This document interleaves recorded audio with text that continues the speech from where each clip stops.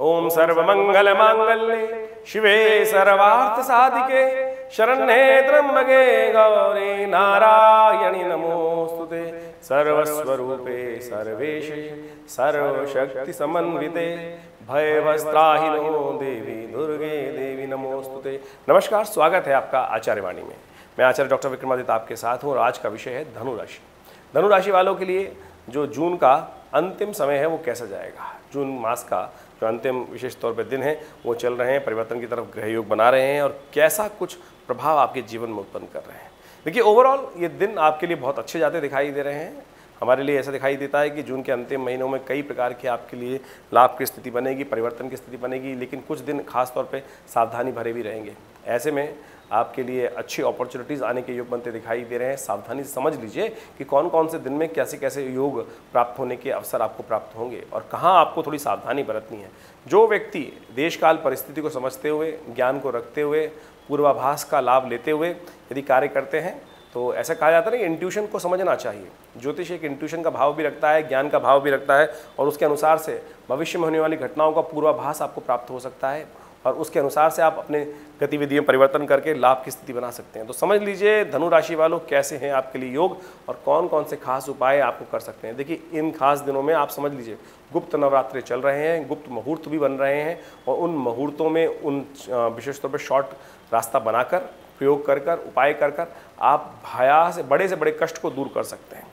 सबसे पहले बात कर लेते हैं 21 जून की। तो 21 जून का ग्रह गणना विशेष तौर पर दिखाती है कि उस दिन बुधवार है, तृतीया तिथि है और चंद्रमा कर्क में चल रहे हैं। चंद्रमा कर्क में चलने का मतलब है मंगल की को शक्ति प्रदान कर रहे हैं। मंगल आजकल विशेष तौर पर चल रहे हैं पिछले 50 दिनों से बहुत कमज़ोर। मंगल हिम्मत के प्रतीक है, साहस के प्रतीक है, सामर्थ्य के प्रतीक हैं और वो जब कमज़ोर हो जाते हैं तो मन थोड़ा आलसी हो जाता है। लेकिन चंद्रमा का कर्क में आना और मंगल के साथ, शुक्र के साथ बैठना, ये मंगल की शक्ति को प्रोवोक कर रहा है। तो ये आपके अंदर पॉजिटिव चेंजेस ला सकता है। बस एक बात का ध्यान रखना है कि चेंजेस पॉजिटिव हो लेकिन तामसिकता की तरफ ना हो, व्यभिचार की तरफ ना हो, गलत मार्ग पे ना हो। पॉजिटिव चेंजेस हो, धर्म की तरफ कार्य करने का प्रयास करें, अच्छे कार्य करने का प्रयास करें, सत्संग की तरफ जाने का प्रयास करें, सत्कर्म की तरफ जाने का प्रयास करें। क्योंकि शुक्र है ना, मन के साथ और साहस के साथ जब शुक्र जुड़ जाता है तो कई बार वो नेगेटिव तरफ ले जाता है। वो चीज़ें से बचना है आपको, युक्ति युक्त तरीके से कार्य करना है, पर अनैतिक कार्य से बचने का प्रयास करना है। ये समझ लीजिए आप, तब आपको लाभ हो सकता है। ऐसे में क्या उपाय किया जाए, तो उपाय भी बता देते हैं। हनुमान जी का पाठ करें।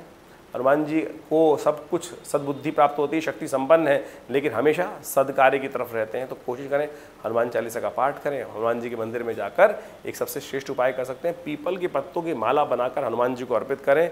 ये आपके ग्रहों को भी ठीक करेगी और हनुमान जी को भी आपका वरदान भी आपको प्राप्त होगा। वहीं बात कर लेते हैं 22 जून को ग्रह गणना करना क्या दिखा रहे हैं। 22 जून को बृहस्पतिवार का दिन है, चतुर्थी तिथि है और मासिक गणेश चतुर्थी का व्रत उस दिन किया जाएगा। देखिए, चतुर्थी और खासतौर पर भद्रा भी विद्यमान है पूरे दिन, शाम को 5:28 तक। तो सबसे पहले एक सूत्र समझ लीजिए कि इस दिन कोई नया कार्य आरंभ करना ठीक नहीं रहेगा। एक तो चतुर्थी तिथि रिक्ता तिथि होती है, मुहूर्त के हिसाब से शुभ तिथि नहीं होती है, अभावग्रस्त योग बनता है इस दिन। साथ में भद्रा भी रह गई तो उसका भी दोष लग सकता है। तो नया विचार, नया कार्य, नई गाड़ी, नया वाहन, नया कुछ भी लाना इस दिन शुभ नहीं है। तो ऐसे में ध्यान रखते हुए कार्य करना आपको बहुत ज़रूरी है। तो आपके लिए ग्रह गणना विशेष तौर पर दिखा रही है कि आपके अंदर थोड़ा उत्साह अच्छा रहेगा, उसकी पॉजिटिव चेंजेस से आपको लाभ प्राप्त होने की स्थिति बन जाएगी और आप एनर्जी को सही दिशा में यूटिलाइज करेंगे तो बहुत बढ़िया तरीके से अपने कार्यों को, बड़े लोगों से मिलने का योग बन सकते हैं, बड़े लोग आपसे प्रभावित हो सकते हैं, कोई बड़ा व्यक्ति आपका दोस्त भी बन सकता है। तो इस बात का ध्यान रखें, जाएं, लोगों के साथ टक्कर मारें, कुछ ना कुछ रास्ता बनने के योग बनेंगे। भगवान गणेश के निमित्त मंदिर में जाकर आज मोदक समर्पित करें, दूर्वा उन्हें अर्पित करें, बिल्वपत्र अर्पित करें, पीले पुष्प अर्पित करें, कुछ भी जैसा भी हो सके इन समय से करने का प्रयास कीजिए, लाभ होगा। वहीं 23 जून को ग्रह गणना दिखाती है शुक्रवार का अवसर, पंचमी तिथि, गुप्त नवरात्रि चल रहे हैं और गुप्त नवरात्रि के अंदर पंचम दिवस जो होता है वो स्कंद माता जी की आराधना करने का दिन माना जाता है। ऐसे में दूध का दान करना, माँ भगवती की पूजा करना, माँ भगवती के निमित्त उनको वस्त्र अर्पित करना और विशेष तौर पर छोटे बच्चों को विशेष तौर पर दूध इत्यादि, खाने का सामान इत्यादि, इन सब को वितरण करना, ये बहुत शुभ उपाय है। ऐसे में ग्रह का परिवर्तन भी आपके लिए शुभ हो रहा है। चंद्रमा और शनि की आपस में एक बहुत सुंदर युति बन रही है और ये भाग्य में बन रही है, आपके लिए बड़ा कल्याणकारी योग बनेगा। मन, आस्था जो है धर्म की तरफ जागेगी, सरलता की तरफ जाएगा, मन सरल रहेगा, और विशेष तौर पे जब सरल होता है तो कई बार लोग आपको बेवकूफ़ बनाने का प्रयास कर सकते हैं, आपको मिस यूटिलाइज करने का प्रयास कर सकते हैं और आपके द्वारा कोई गलत विशेष तौर पर आपको अहित पहुँचाने का कार्य कर सकते हैं। लेकिन अहित होगा नहीं, लेकिन फिर भी आपको सावधान रहते हुए कार्य करने की ज़रूरत है। धर्म में आपकी आस्था जागती दिखाई दे रही है, कोशिश ये करें माँ भगवती का ध्यान भी कर लें, पूजन कर लें और ये आपके लिए लाभकारी सिद्ध होगा। एक बात का ध्यान रखिएगा, इस दिन गंडमूल नक्षत्र विद्यमान है, मघा विशेष तौर पे मघा नक्षत्र है। जो लोग जातक इस दिन जन्म लेंगे उनकी मूल शांति अवश्य कराइएगा, अन्यथा परिवार पर स्वयं पर वो बच्चे भारी रहेंगे। अब हम बात कर लेते हैं 24 जून की। 24 जून को शनिवार का अवसर षष्ठी थी, माँ भगवती कात्यायनी की पूजा करने का दिवस। गुप्त छठा नवरात्र कात्यायनी स्वरूप भगवती का ध्यान करते हुए होता है और कहा जाता है असंभव से असंभव कार्य माँ भगवती की कृपा से पूर्ण हो जाते हैं। ऐसे में जीवन में यदि बच्चों के जीवन में कष्ट चल रहा है तो माँ भगवती कात्यायनी की आराधना करनी चाहिए। सर्वमंगल मांगल्ये शिवे सर्वार्थ साधिके शरण्ये त्र्यंबके गौरी नारायणी नमोस्तुते, इस मंत्र का जप करते हुए उनका पूजन करें, उन्हें लाल वस्त्र अर्पित करें, उन्हें विशेष तौर पर सौंदर्य का प्रसादन अर्पित करें, कल्याण के योग बनेंगे। इस दिन बुद्ध परिवर्तन की तरफ जा रहे हैं और ये बुद्ध का परिवर्तन देखिए आपके सप्तम भाव में हो रहा है। बुद्ध का पदार्पण छठे भाव से निकल के सप्तम भाव में आना बहुत शुभ है आपके लिए, लेकिन थोड़ी बुद्ध कमज़ोर हो गए हैं क्योंकि अस्त अवस्था में सूर्य के साथ वहाँ आ गए हैं, तो अस्त हो गए हैं, तो उसके कारण से पूर्ण लाभ नहीं मिल पाएगा। बुद्ध का इस राशि में सूर्य के साथ आना वर्ष में एक आध बार ही होता है। ऐसे में आपके सप्तम भाव में मिथुन राशि में बुद्ध आकर जो बड़ा लाभ देते उससे आप वंचित रह सकते हैं, तो उसको शक्ति देने की आवश्यकता है आपको। आप नित्य प्रति एक उपाय करें, गौ सेवा करें और गाय को पालक खिलाया करें, ये सबसे श्रेष्ठ उपाय है। इसके द्वारा पूरा जो आगे लंबे समय तक बुद्ध यहाँ रहेंगे उसका लाभ आपको मिल जाएगा, अन्यथा बुद्ध आपकी मैनेजिंग कैपेसिटी को कम कर देंगे, ऑर्गेनाइजिंग चीज़ों को, हिम्मत को, आपकी बहुत स्किल्स को थोड़ा कमज़ोर करने के योग दे देंगे, तो इसको ठीक करने का आपको प्रयास करना चाहिए। 25 जून को ग्रहों की गणना विशेष तौर पर दिखा रही है कि रविवार का अवसर, सप्तमी तिथि। सप्तमी और रविवार बहुत शुभ है। सप्तमी भी सूर्य संबंध रखती है और रविवार भी सूर्य संबंध रखता है और उस दिन तिथि को वैवस्वत सप्तमी कहा जाता है। देखिए आपका सूर्य सप्तम भाव में चल रहा है इन दिनों। हमने एक अलग से वीडियो बनाया था जिसमें हमने पूरे सूर्य के बारे में बताया था कि सूर्य क्या कर सकते हैं धनु राशि वालों के लिए। तो ऐसे में सूर्य एंजाइटी बढ़ा रहे हैं, जीवन साथी के निमित्त भारी कर रहे हैं, व्यवसाय में कई प्रकार के व्यवधान उत्पन्न कर सकते हैं। तो इन सब को ठीक करने के लिए आपको सूर्य का उपाय करना चाहिए और इस तिथि में एक दिन उपाय करके ही बहुत बढ़िया लाभ लिया जा सकता है। भगवान सूर्य को सुबह सुबह जल दें, स्नान करने के उपरांत गायत्री का पाठ करें, गायत्री का यज्ञ करें, तो देखिए पॉजिटिव चेंजेस आएंगे, लाभ की स्थिति बनेगी। चंद्रमा भी इस दिन परिवर्तन की तरफ जाएंगे और चंद्रमा परिवर्तन की तरफ जाते ही खर्चे आपके बढ़ा सकते हैं, तो आपको सावधानी के साथ कार्य करने की ज़रूरत है, कहीं खर्चे बेकार के ना पड़ जाएं। हाँ, सुबह का समय आपके लिए बहुत लाभदायक है, शाम के समय खर्चे बढ़ने के योग हैं, तो सावधान होकर काम करने का प्रयास कीजिएगा, ये आपके लिए बहुत ज़रूरी है। वहीं बात कर लेते हैं 26 तारीख की। 26 तारीख को सोमवार का अवसर, दुर्गा अष्टमी, नवरात्र का अवसर चल रहा है, गुप्त नवरात्र का, और ऐसे में महागौरी की आराधना करने का महाअष्टमी का अवसर, तो ये बहुत सुंदर तिथि है। ऐसे में भगवती महागौरी का पूजन करें, ओम ऐं ह्रीं क्लीं चामुंडाई विच्ची इस मंत्र का जप करें। हमने भी विवेकानंद योगाश्रम में लगातार इन 9 दिवसों पर विशेष तौर पर दुर्गा सप्तशती का महायज्ञ रखा हुआ है। आप भी उसमें अपने निमित्त आहुति प्रदान करवाने की व्यवस्था बना सकते हैं। नंबर सामने स्क्रीन पर है, उसका लाभ ले सकते हैं। एक बात का ध्यान रखिएगा, नया कार्य करने के लिए दिन शुभ नहीं है, भद्रा विद्यमान है, दोपहर को 1:20 तक रहेगी, तो इसका ध्यान रखते हुए कार्य करना बहुत ज़रूरी है आपके लिए ग्रहों के हिसाब से कुछ अननेसेसरी खर्चे आपके जिम्मे पड़ सकते हैं।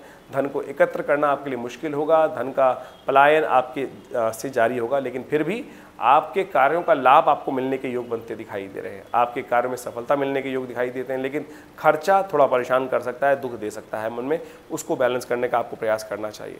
27 तारीख की यदि हम बात करें तो 27 जून को मंगलवार का अवसर है, नवमी तिथि है और बहुत सुंदर तिथि है, भड्डली नवमी, अंशुज साया।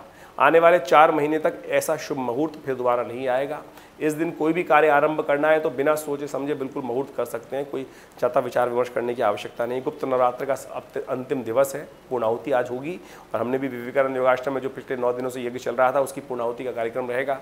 आप भी अपने सहयोग से उस राशि आहुति में पूर्णाहुति के निमित्त कुछ आहुति कर सकते हैं आपके लाभ के लिए। उसके लिए फ़ोन नंबर्स पे आप संपर्क करके साधने का प्रयास कीजिए।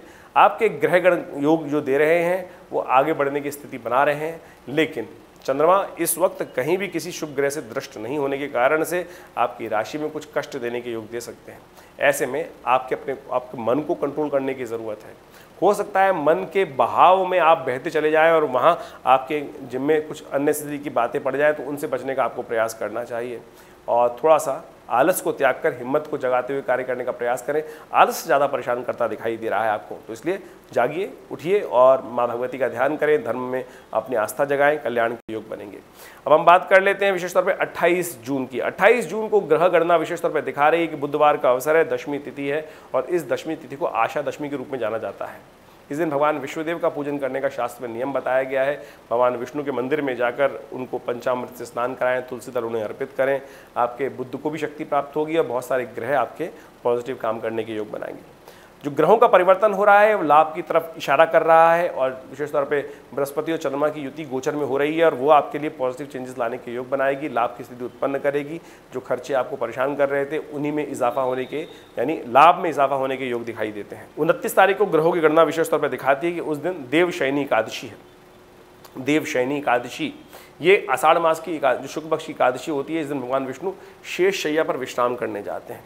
आपकी राशि के अनुसार से दिन आपका उचित है। परमात्मा की कृपा से आपके जीवन में लाभ की स्थिति बनेगी। यदि पॉजिटिव काम करेंगे, आलस को त्याग कर काम में लग जाएंगे तो गारंटी हम ले रहे हैं कि आपकी लाभ की स्थिति प्रबल होने के योग दिखाई देते हैं। हिम्मत जगाइए, बड़े लोगों संपर्क साधने की, अच्छी मित्रता का लाभ प्राप्त होने के अवसर हैं। लेकिन केवल इस बात का ध्यान रखिएगा, केवल ज्ञान उपदेश देने की ज़रूरत नहीं है। चुपचाप अपना काम करवाना, निकलवा लिया अगर आपने, और थोड़ा सा बैलेंस होकर, थोड़ा सा नरम गरम होकर काम करवाना, युक्ति युक्त तरीके से शुक्र नीति, चाणक्य नीति का इस्तेमाल करने का प्रयास कर लीजिए। लाभ आपकी राशि में लिखा हुआ है, लेकिन यदि सोते रहेंगे तो कुछ नहीं मिलेगा। जो सोवत है सो खोवत है, जो जागत है सो पावत है। जागिए, उत्तिष्ठ जागृत प्राप्त वरान निबोधता। उठिए, जागिए, चलिए, समय आपका अनुकूल है, लेकिन आप अपनी मशीन को ठंडा करे बैठे हैं तो इससे आपको लाभ होने वाला नहीं है। हिम्मत जगाइए, वो बहुत ज़रूरी है। भगवान विष्णु का पूजन करें, उनका विशेष तौर पर स्तोत्र पाठ करें। सहस्रसी रेखा पुरुखा सहस्राक्ष सहस्रपात सभो में ग्वं सर्वतत्वात्रतिष्ठदशांगुलम। ये पुरुष सूक्त का मंत्र है। ऐसे में कहा जाता है कि भगवान विष्णु को ये प्रीतम स्तोत्र है, इसका पाठ करके भगवान को निंद्रा में ले जाना चाहिए और भगवान को शेषशैया प्रदान करनी चाहिए। उससे आपके बहुत सारे कष्ट भी दूर होंगे। कोई नया कार्य करने के लिए मुहूर्त अच्छा नहीं है। दोपहर के बाद तो बिल्कुल बचने का प्रयास कीजिएगा, क्योंकि भद्रा भी विद्यमान हो जाएगी शाम को करीब 3:07 से रात्रि तक। तो ऐसे में बचने का प्रयास कीजिए। 30 जून की ग्रह गणना विशेष तौर पर दिखा रही है कि ग्रह का परिवर्तन बहुत इंपॉर्टेंट है। ये आपके लिए थोड़ा सा समय भारी रहेगा। अननेसरी खर्चे आपके जिम्मे पड़ सकते हैं, जुर्माने आपके जिम्मे पड़ सकते हैं, बेकार कामों में आपका पैसा जा सकता है। उससे बचने का आपको प्रयास करना चाहिए। थोड़ा सा भारी है स्वास्थ्य के दृष्टिकोण से भी दिन, क्योंकि ग्रह परिवर्तन की तरफ जाएंगे। सुबह सुबह 10 बजे से पहले समय ठीक है, 10 बजे के बाद समय भारी है। मंगल भी परिवर्तन की तरफ जा रहे हैं। मंगल का परिवर्तन विशेष तौर पर बहुत सावधानी भरा है। मंगल वैसे तो शक्ति संपन्न हो जाएंगे, उत्साह का वर्धन करेंगे, हिम्मत जगाएंगे, लेकिन कई बार हिम्मत जो होती है वो नेगेटिव तरफ चली जाती है, क्योंकि ये हिम्मत जो है वो शनि के सामने आ रही है। यानी मंगल राशि परिवर्तन करके बिल्कुल शनि के साथ समसप्तक योग बनाने जा रहे हैं आने वाले कुछ दिनों के लिए, करीब 1.5 महीने के लिए। ये आपके लिए कुछ स्थिति अच्छी नहीं है। ऐसे में अननेसेसरी क्लैशेस हो सकते हैं, परेशान कर सकते हैं, तो उनसे बचने का आपको प्रयास करना चाहिए। वैसे विश्व के लिए भी ये स्थिति अच्छी नहीं है। विस्फोटक स्थिति उत्पन्न हो सकती है, अंतर विरोध उत्पन्न हो सकता है, वही मनस की स्थिति बन सकती है।